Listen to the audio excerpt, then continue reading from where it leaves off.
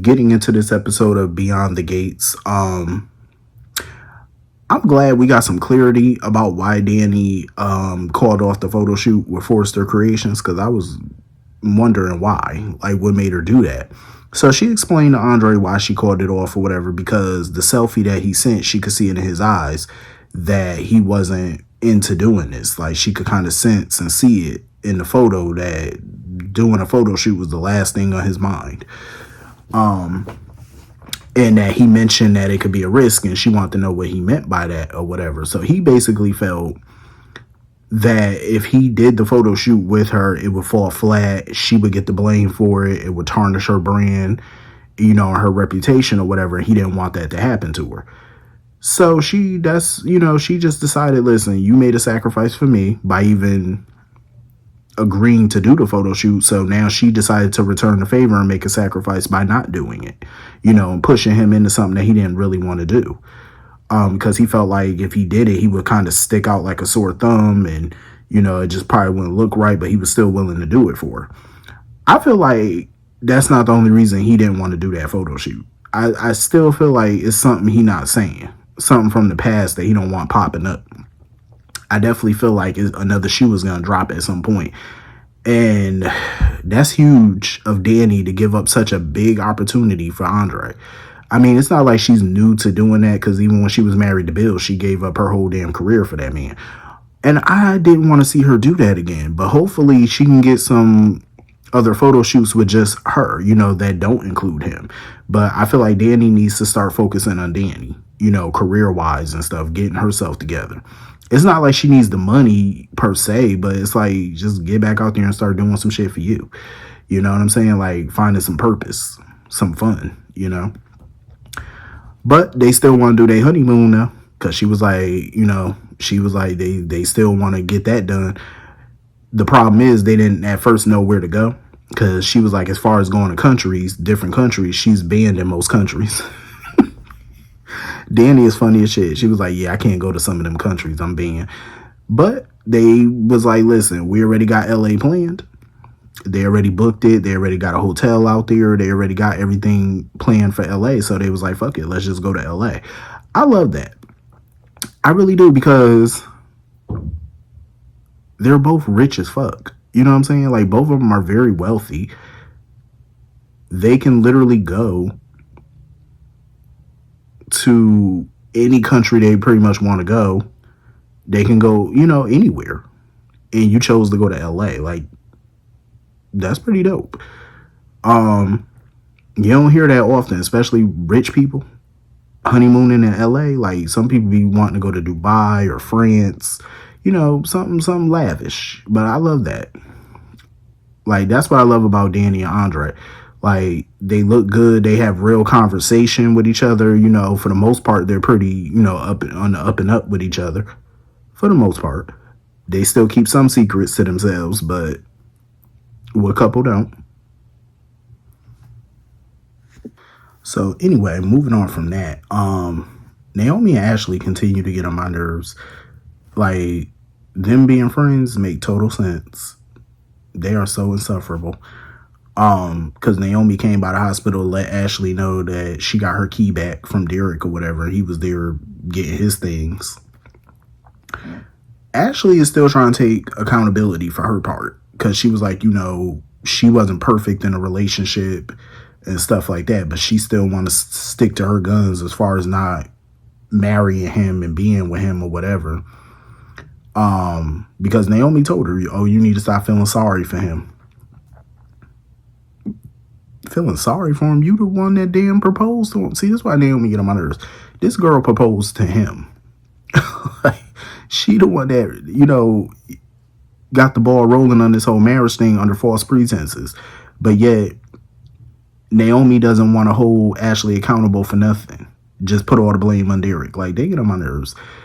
And then letting Ashley know that, Derek gonna have to come to the hospital for physical therapy, so it could get a little awkward. So she was suggesting to her that, she either take a lunch break or she try to act like she's too busy to talk or whatever. So Shanice was like, listen, take your lunch. Just go to lunch or whatever.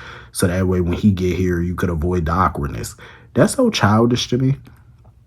It's so childish because I'm like, so you're gonna avoid him every time he comes to the hospital? I mean, damn, y'all can at least be cool. But if I was Derek, see, that's why I can't stand Derek sometimes, because he need to learn how to move on. Like, he really do. And it looked like he was, he got an opportunity to do that, because two firefighters came by the apartment, Liam and Cheryl. Two of his little firefighter friends came by to help him move his stuff out. So they packed up Liam's truck or whatever. And when Liam left, Cheryl stayed behind to talk to Derek. She liked him. Like, she really liked Derek. She think he a good dude and stuff, and they started kissing and making out. But he stopped her because he was like, oh, nah, this is Ashley apartment. We can't do that or whatever. And she wanted to know if he still loved her. He was like, yeah. He was like, even though she don't want me or whatever, he said, I still care about her. I still love her. I'm like, Derek, move on. Because Cheryl is fine as shit. Move on. Okay? Like, I'm not saying he got to jump into a new relationship so fast, but you might want to give Cheryl a chance. Like, homegirl look good, and she actually wants you. You know what I'm saying? Like, let Ashley go. Like, what you still pining away for that food for? And you got a hot-ass woman in front of you, hot to try, and you sitting there turning that down? I mean, I can understand turning it down because you're in Ashley's apartment. Like, I get that. But I would take her back somewhere else, because she definitely, down. Better hop on that. Derek crazy as hell. He wildin'. I would hop right up on that. Sitting over here lusting after Ashley, man, you need to drop that. Because Derek was straight pissing me off, talking about something, even though Ashley don't want me, she was the best thing that ever happened to me. No, she wasn't. He need to get that out his brain. Homegirl was not the best thing. And even Cheryl was like, well, shit. She said, I hope Ashley realized what she gave up. She don't. Oh, she don't. She probably will eventually, but she don't right now because she's stupid. And Derek's stupid for still, sitting here saying how she was good for him. No, she was not. I'm like, Derek, stop being dumb. Because he just keep pissing me off with this. He need to move on. Homegirl ain't thinking about you. Like, move on from that. I would have listened. The way I would have been all over Cheryl, wouldn't have had to tell me twice. So anyway, moving on from that. Kat was trying her best. Like, she done ran into Smitty. Kat ran into Smitty, and she was trying her best to avoid Smitty. But he called her over, and she just let him know Martin need to apologize to her because he constantly overreacts. She was like, he always does it. Overreact. Don't apologize. And she was over it because she was like, I'm not the villain. Like, I didn't do shit wrong. And he's sitting over here snapping at me and won't apologize. So she was like, Smitty need to talk to him or whatever and get him to apologize. But my thing is, if somebody got to force Martin to apologize, you shouldn't want that apology. I'm just saying, he should want to apologize because he know he was fucked up and how he was talking to her. He should apologize on his own, not because somebody making him do it. You want a genuine apology, not no bullshit. But, her and Smitty was having that conversation about, taking ownership about things and how she was annoyed, how people just wanted her to accept Eva and make amends with her or whatever, because that's not going to happen. So Smitty was like, listen, sometimes you got to take ownership of things that you do, She was pissed that Martin, she felt like Martin always see the worst in her, and she was pissed that Tomas always jumping to conclusions. Always jumping to conclusions about her. She just over it. And I don't blame Kat. She is so sick and tired of being a villain in everybody's story. I don't blame her, for being aggravated by it. But it's like, what you gonna do? You know what I'm saying? You still want to take Eva out. At some point, she just gonna have to let that be. You know what I'm saying? Like, I understand keeping a foot on homegirl neck, but you gotta be a little bit more smarter about how you handle that. Because if not, you're gonna continuously be the villain in the story. Like, I'm just saying. So anyway, moving on from that, I was so annoyed when Ted went to go see Nicole. I was so aggravated by it because he went to go see her and they were sitting down talking about the whole Cat situation or whatever. And he's sitting there talking about, I try to, make amends with Cat. I tried to this, that, and the third. Like, he talking about how he tries to calm Cat down or whatever. When have you tried to calm her down? Like, when? So he talking about she just need to learn that he has another daughter, basically, and she need to get over it and get used to it.